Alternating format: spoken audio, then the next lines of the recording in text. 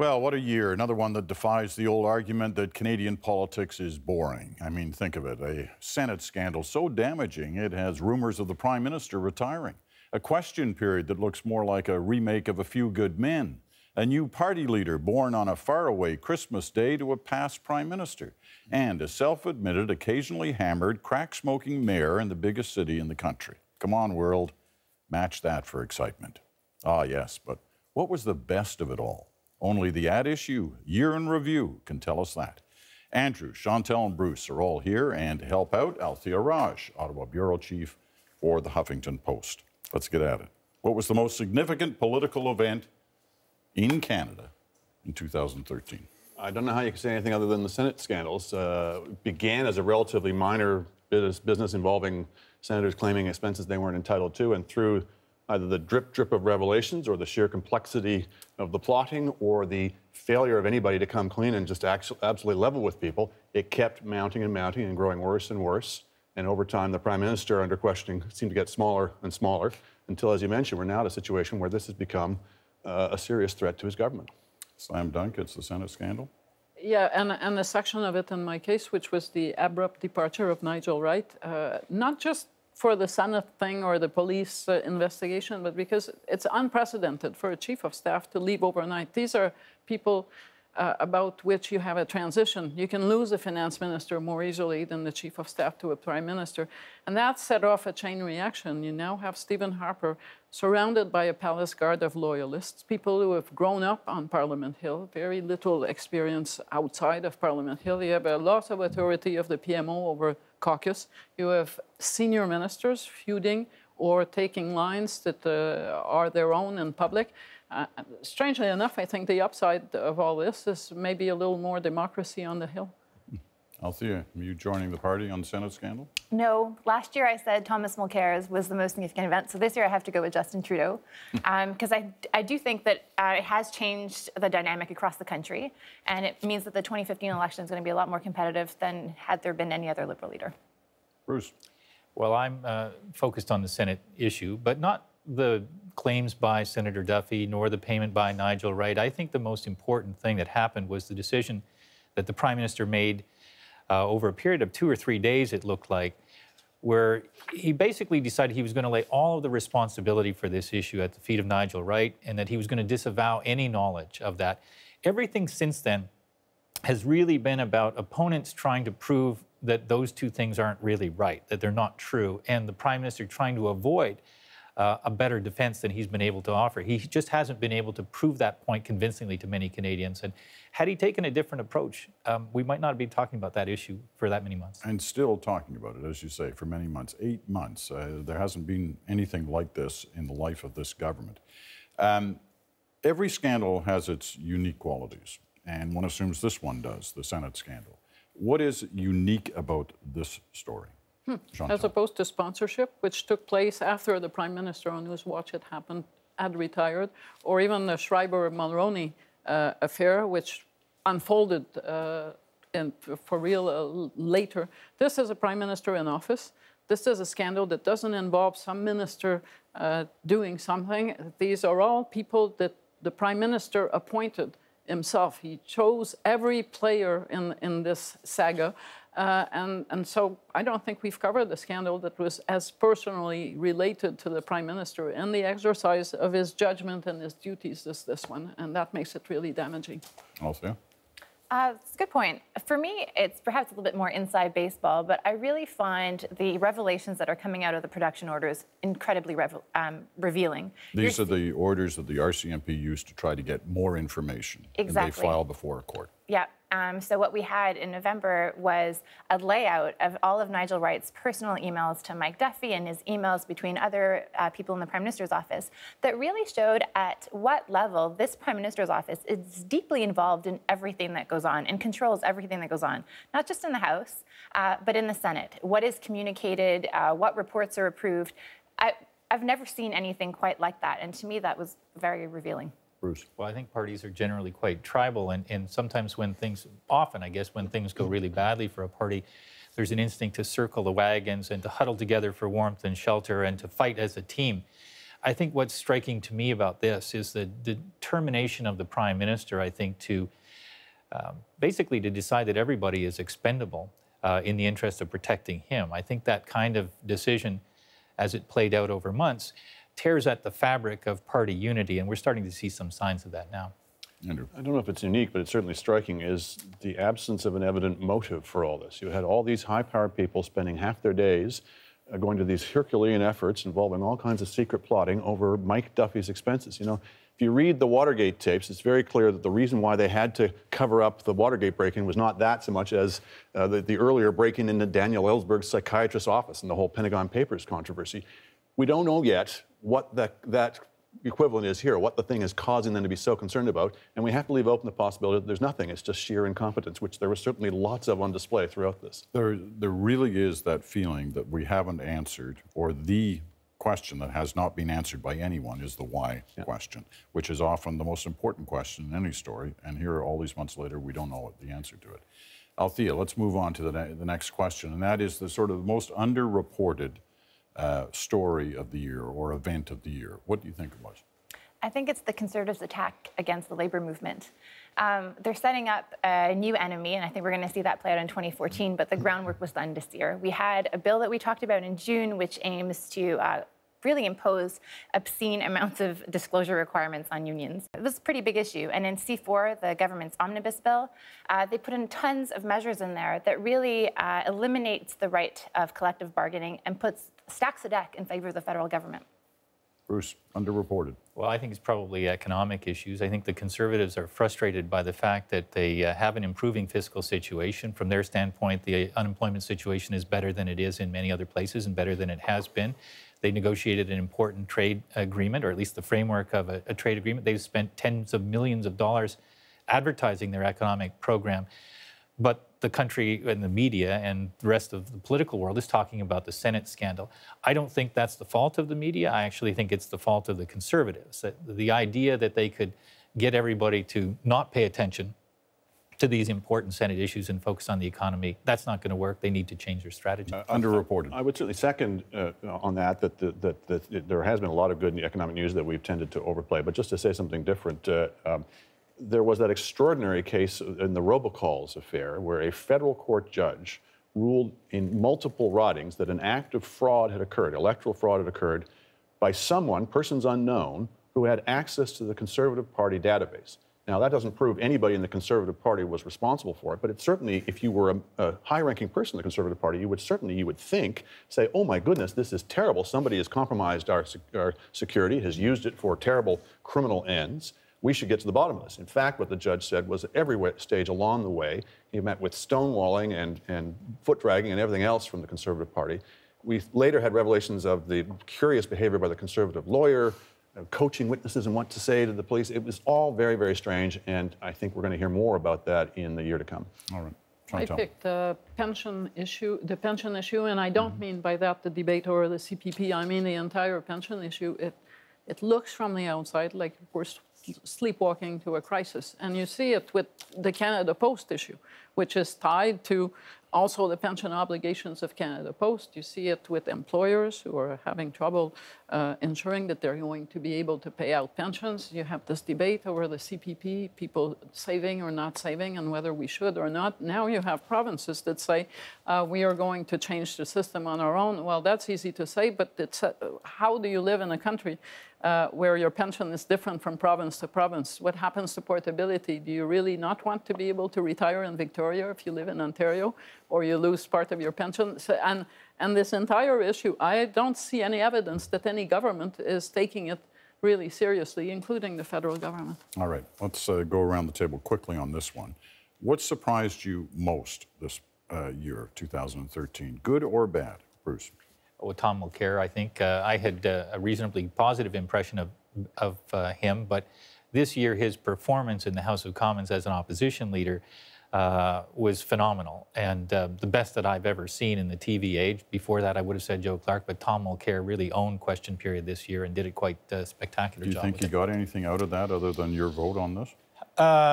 Your vote on this particular question at the table. Now, because when you look at all the data that comes in, you say, what's he gaining from I think his challenge still is that hesitation on the part of mainstream voters to vote NDP is about their economic program. And I think he's started to make some steps that indicate that he wants to have a more mainstream-friendly economic platform. But those steps have been few and somewhat hesitant, I think, so far. Andrew. I'm going to say Nigel Wright. I have some personal knowledge of him as a friend going back to university days. But I think anybody who's ever worked with him would say the two things he's most known for is having very high ethical standards and very good judgment. And certainly in the affair of the Senate business, certainly bad judgment I don't think anybody would dispute. And certainly it would seem questionable ethics as well. I think there's a lot more still to come out about this. We still need to hear about it. But I don't think anybody can quite figure out at this point how to fit that story with the person that we know. What surprised you? I was going to say Mike Duffy, but upon reflection, I'll say the Parti québécois government over the charter issue. And it's not so much the debate over the charter as the notion that here is a government that is bringing in a major reform that will subtract rights and dispenses with evidence-based facts to support what it's doing. And what that tells me is that the seeds that were planted with the long-form census and the style that we've had on Parliament Hill is now catching on to provincial governments on fairly major issue. And I find that very troubling. Althea.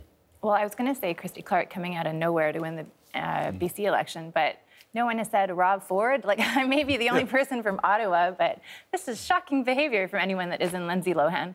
That may be insulting to her. But, you know, crack-smoking mayor who drives drunk and admits publicly to it and doesn't seem to care at all what anyone thinks of him. To me, I find that outrageous from anybody, let alone a politician. All right, so Rob Ford does make it into the discussion. We were wondering how long it would take. A lot of reputations took a lot of beatings this year. Whose reputation took the worst of it all? Andrew, you're up first on this round. Well, just to pick up on what Althea was saying, because on the one hand, you could say it was not terribly surprising to hear what Rob Ford was up to, and yet it was because you just couldn't imagine the depths to which any public figure would sink. So it's not that his reputation was terribly high to begin with, but I don't think any of us quite appreciated the kinds of people he was hanging out with, the kinds of behavior he was engaged in, the kinds of consequences that have flown from that behavior, the number of people who've been either shot or stabbed or beaten who have some connection to the mayor and to that infamous videotape. And his own reaction to all that, I think, is the most extraordinary thing is, at some level, you think, at some point, somebody says, okay, you got me. I'm so embarrassed, I'm so ashamed.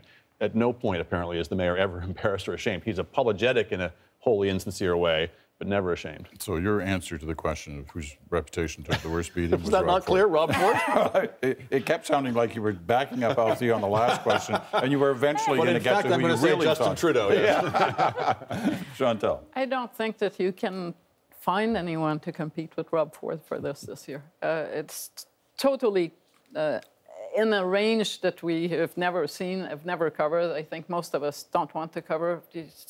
Montrealers used to feel bad because we had mayors who resigned. Now Montrealers feel good because we have mayors who actually resigned. So that tells you the shift that it has brought about. You can't name someone else and put it in that category this year. Yet he's still the mayor. Althea? I'm going to go with the Prime Minister, actually. The Senate scandal has shown to me, and I think to many Canadians, that Stephen Harper is not the man we thought we knew.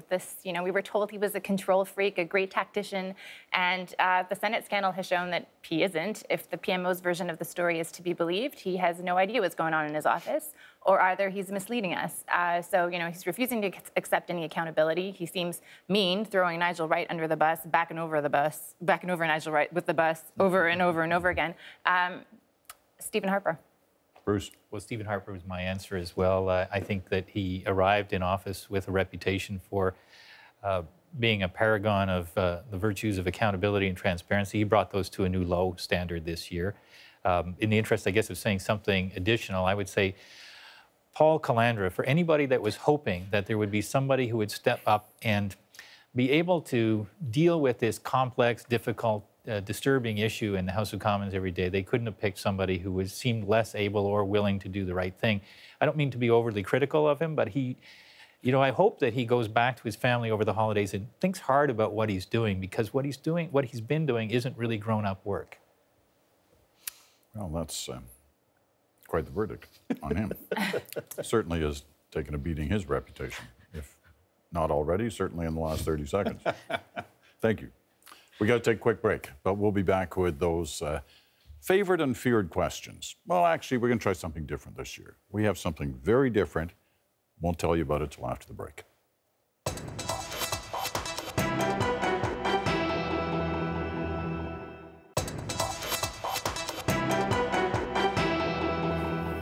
All right, welcome back to the At Issue Year in Review. Andrew, Chantal, Bruce, and Althea Raj all with us tonight. Final question, starting with this one.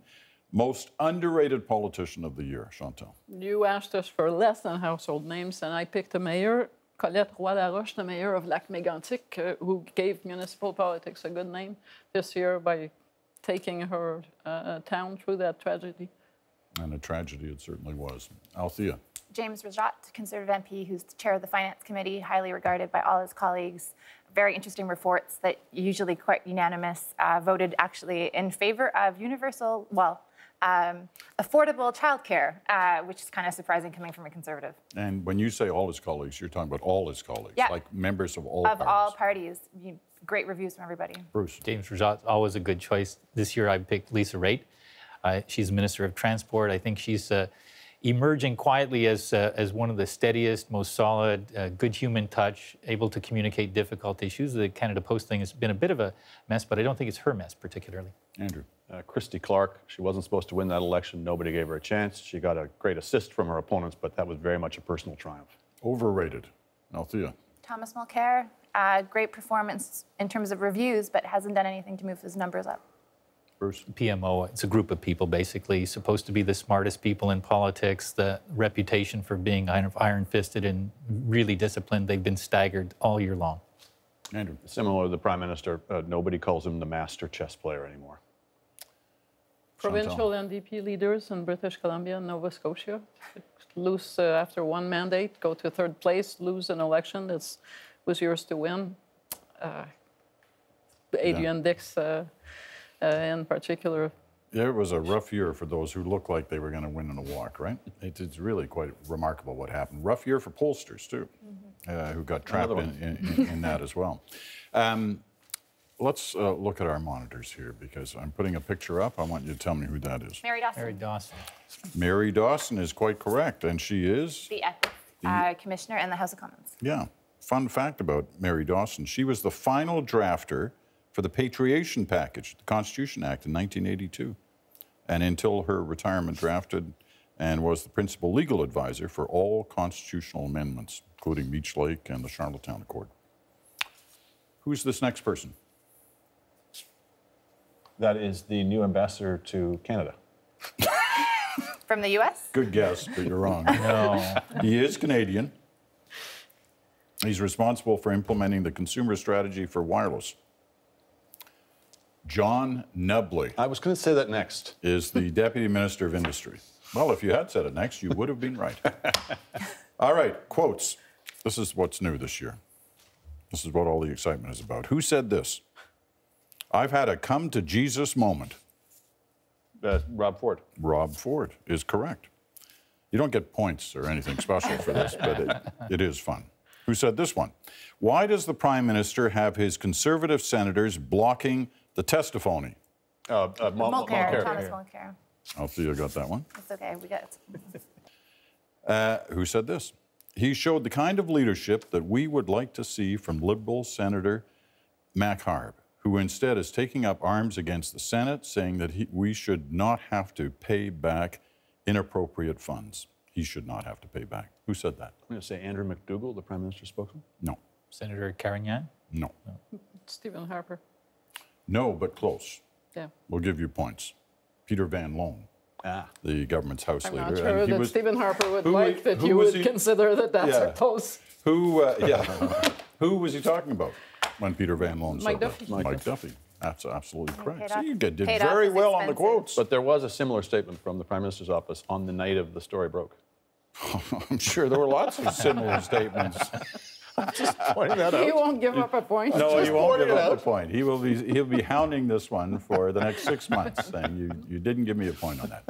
Thank you all. Very good. Thank you, Althea, for joining us. Thanks to you as well. Now, At Issue is not done for the holidays yet. A special edition of Your Questions for the panel still to come. And, of course, that fan favorite, the annual At Issue Insiders Quiz, where, must I remind you, At Issue is still waiting for their first win. It may be a blood feud, but no pressure.